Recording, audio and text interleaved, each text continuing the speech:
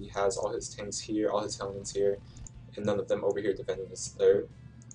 At least I would have them in this area here so that you can pretty much reach this way and probably reach these Zerglings on this side. And this is what I mean by unnecessary risk. When Khan just comes in, and I mean, Hero Fighter might even have to cancel this if, depending on what Khan does. Khan's just going to focus fire and it goes down just like that. That's what I was talking about, unnecessary risk, where Khan sacrifices maybe these 10 Zerglings, but at what cost? The third expansion totally gets destroyed. It wasn't even cancelled, so he loses 300 minerals and the time that it took to invest in that. Meanwhile, Khan got his third up, and he still has more drones than Hero Fighter has SUVs. So I would say right now that Khan's in a pretty good shape. He also is doing pretty well on the creep spread, and I think Hero Fighter lost whatever map control that he previously had with his Hellions. He does have the eyes right here, but it's not necessarily meaningful simply because, well, Khan's even going to take that out right now too. Khan does have +1 upgrade on his roaches.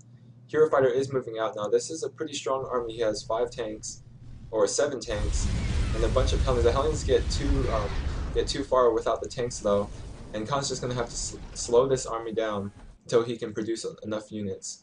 Khan is producing units. He's producing roaches and infestors. Infestors is going to be really strong. If he has neural parasite, he does have neural parasite. So this is going to be really interesting. Battle right here. Khan decides to back off. Khan is ahead in the supply count by 47 population. 15 of that is workers though, so the army count is closer than the population suggests. But Khan is producing a lot of units. He's just making 12 roaches right now. And he's just stalling Hero Fighter long enough so that his 4 hatcheries could just purely produce units and overcome him. Now Khan is going for a counterattack, which I'm not really sure I like, because when you have the stronger army, I never really think that trading bases is the best option. I think it's always better to, if you have a stronger army, to, well, take out their army. Now, Hero Fighter is going to do some damage on this third and take out some drones, making the drone count even. Khan does manage to take out this second base, along with a bunch of drones, but he is gonna, let's see, he's gonna go to the third. Now, Hero Fighter is doing the correct response by countering. I mean, if he went back, most likely Khan would just retreat away, and Hero Fighter would not be able to really take it out.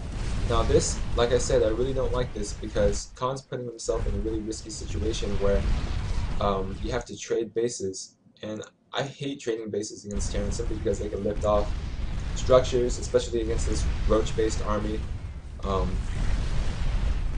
But to be honest though, it looks like no matter what, Khan is going to be in a really strong position simply because he's 10 drones ahead and 90 population ahead. Meaning, oh, he's going to get a flank going right here. So roaches coming from the natural. The roaches that came from Hero Fighter's base is coming from the top. I don't really see Hero Fighter being able to win this battle, even though he's so well upgraded with 221. And it looks like Khan's just going to clean this up and Hero Fighter types GG. So UC Riverside up 1-0. Let me see. I'm gonna have a couple, I guess, guest commentators.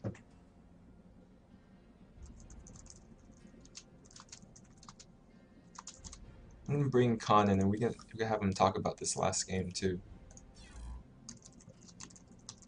because I want to eat basically.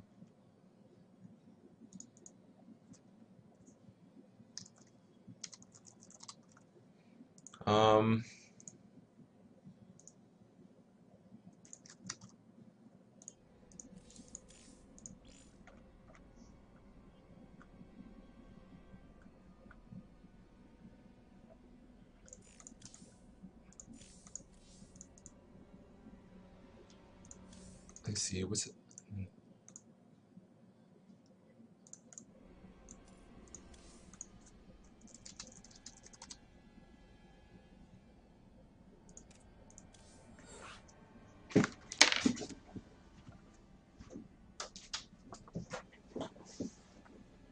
All right, let's try to get these players in here.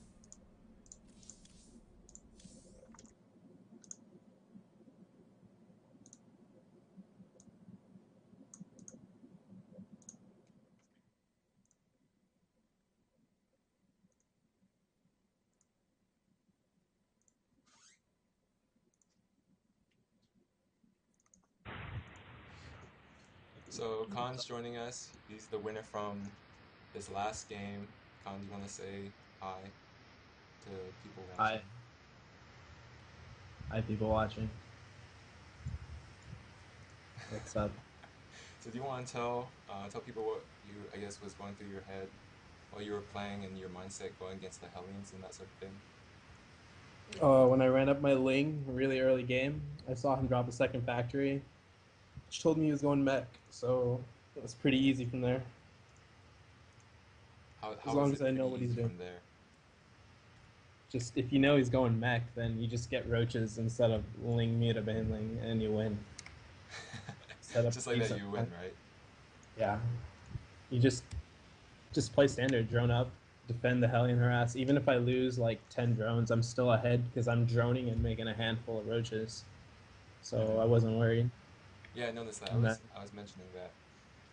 So next we have Born, which is a Terran player. He's almost 500 points on the Masters League with 500 bonus pool. Do you want to talk about him and how he might do against Hinagiku? Will it be? Um, well, I don't know too much about the Terran, but I know Heinakiku. He's a really good Protoss, really high masters, plays Grandmasters on ladder occasionally. If I don't know, Born's gonna have to do some crazy stuff to win here, Like what? like do some crazy Banshee harass, or I don't know if that works versus Protoss, but Like he just if has to Born play wins, really solid. if Born Okay. wins, what do you think is going to be the strategy that he wins with? Um, I think he's gonna use ghosts because ghosts are a pretty good unit. Uh, I know Inagiku likes to use Colossus, so if he starts off with Vikings, he might take a slight lead in the beginning, and he could probably like lean on that. But I don't know. I know TBZ or TVP is pretty hard for P right now, but Inagiku is a really good Protoss, and he knows how to deal with most of the strategies right now. But yeah, Ghosts Vikings to counter tier 3 Protoss units. If that goes well, then Marine Marauder will crush the bio, or I'm sorry, the gateway units.